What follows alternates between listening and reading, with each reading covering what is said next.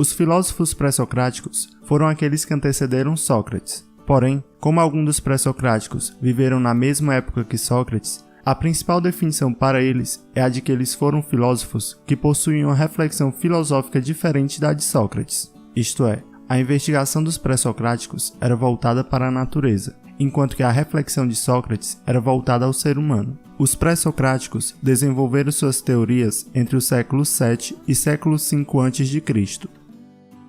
Os pré-socráticos foram os primeiros a romper com a explicação mitológica, que consistia em histórias fantasiosas. Eles buscaram explicar a natureza de forma racional e lógica, ou seja, utilizando a razão. Os pré-socráticos, através da razão, que é o logos, observavam a natureza, a physis, e nela encontravam padrões ou leis que a regiam, que é o cosmos. Dessa forma, olhando racionalmente para a natureza e para as leis que regem o universo, é que os pré-socráticos vão em busca da arqué. A arqué é a substância primordial do universo, é o que deu origem a tudo, é o princípio de tudo. Em relação à arqué, muitos filósofos divergiram. Resumidamente, os pré-socráticos foram em busca de uma explicação racional e sistemática das características do universo, que era a cosmologia, a fim de substituir a antiga explicação sobre a origem do universo baseada nos mitos, que era a cosmogonia. Há uma certa dificuldade em entender o pensamento dos pré-socráticos, porque muitos dos seus escritos foram perdidos, ou alguns filósofos nem chegaram a deixar nada escrito.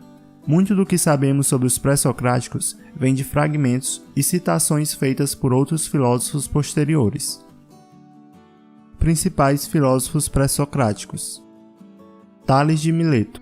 Tales de Mileto é considerado por Aristóteles como sendo o primeiro filósofo, pois foi ele quem deu origem à utilização da razão para explicar o universo, a sua origem e tudo o que nele existe. Para Tales, a arqué era a água, ou melhor, a umidade. Tales não se referia apenas à substância água, mas a tudo aquilo que era úmido. Para Tales, a água era a substância primordial, pois tudo que é vivo ou traz vida é úmido.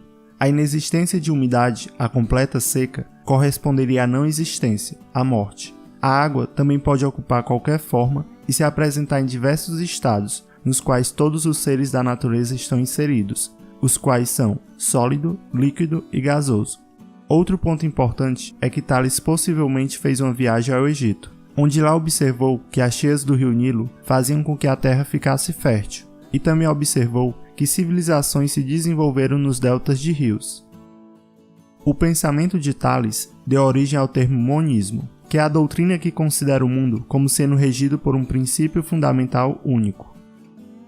Anaximandro. Anaximandro era discípulo de Tales. Para ele, a arqué era algo que além dos limites do observável, ou seja, que não se situa em uma realidade ao alcance dos sentidos. Sua arqué era o apeiron, isto é, o indeterminado, o ilimitado, o infinito. Enquanto que a água era perceptível pelos sentidos, a arqué de Anaximandro, o apeiron, não era.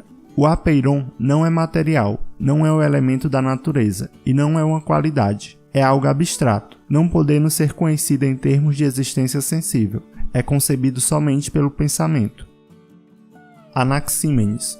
Anaxímenes era discípulo de Anaximandro. Ele tentou fazer uma síntese do pensamento de Tales e de Anaximandro, isto é, um meio termo da água e do apeiron. Sua conclusão era de que o ar era a arqué. O ar não era palpável como a água, e nem era abstrato ou indeterminado como o apeiron. O ar também é infinito e ilimitado, podendo estar em todos os vazios do universo. Para Anaxímenes, o ar, através da rarefação e da condensação, formava todas as coisas existentes. Pitágoras. Pitágoras dizia que a arqué eram os números. Para ele, a natureza é feita de um sistema de relações e proporções matemáticas. Tudo o que existe pode ser quantificado, contabilizado, traduzido em números, ou seja, todas as coisas são números. Portanto, os números, isto é, as proporções harmoniosas entre as coisas, é que regiam o universo. Heráclito. Heráclito é o autor da famosa frase: "Não nos banhamos duas vezes no mesmo rio." Ele dizia que tudo fluía, nada permanecia o mesmo. O universo muda e se transforma infinitamente a cada instante. Sem transformação, a natureza, a physis, não existiria. Essa constante transformação das coisas é chamada de devir. Para ele, o fluxo constante da vida seria impulsionado justamente pela luta de forças contrárias, a ordem e a desordem, o bem e o mal, o belo e o feio, a construção e a destruição, a justiça e a injustiça, o racional e o irracional, a alegria e a tristeza, etc. É pela luta das forças opostas que o mundo se modifica e evolui. Para Heráclito, a arqué era o fogo, o qual governava o constante movimento dos seres com chamas vivas e eternas. O fogo é arqué porque ele tudo transforma. Por exemplo, se a água perde fogo, calor, ela fica sólida. Se ganha calor, fogo, ela evapora. O pensamento de Heráclito deu origem ao termo mobilismo, que é a doutrina segundo a qual a realidade está em contínua mudança, em que nada é fixo, nada é determinado. O real é por natureza dinâmico e sua essência é o movimento. Parmênides afirmava que o ser é, o não ser não é. O ser é a arqué de Parmênides. Ser é tudo aquilo que existe, é a essência da natureza. Tudo o que existe na natureza é um ser. O ser é atemporal, uniforme e indestrutível, e o não ser não existe. Para Parmênides, aquilo que muda é o não ser, ou seja, o que não existe, pois mudar é justamente não ser mais aquilo que era e tornar-se aquilo que ainda não é, não sendo, portanto, absolutamente nada. Parmênides se opunha ao mobilismo, que era defendido por Heráclito, que dizia que tudo está em constante transformação.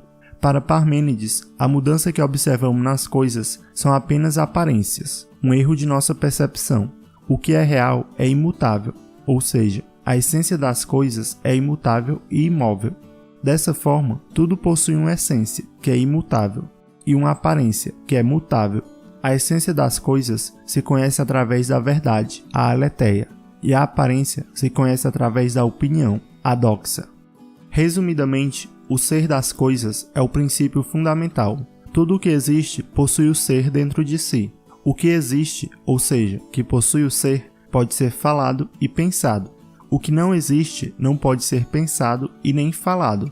Parmênides caracterizava o movimento apenas como aparente, como um aspecto superficial das coisas. Se, no entanto, formos além de nossa experiência sensível, de nossa visão imediata das coisas, descobriremos que a verdadeira realidade é única, imóvel, eterna, imutável, sem princípio nem fim, contínua e indivisível. Empédocles considerava que todas as coisas eram resultantes da fusão dos 4 princípios eternos e indestrutíveis, que constituíam as raízes de todas as coisas, sendo eles o fogo, a terra, a água e o ar. Esses princípios, ou elementos, eram unidos pela amizade, o amor, e separados em formas diversas e proporções diferentes pela discórdia, o ódio. Esses 4 elementos primordiais eram, portanto, a arqué para Empédocles. Anaxágoras dizia que a realidade era composta por uma infinidade de elementos, chamados de sementes ou homeomerias, que se diferenciavam entre si qualitativamente e possuíam propriedades irredutíveis, de cuja combinação nascem todas as coisas.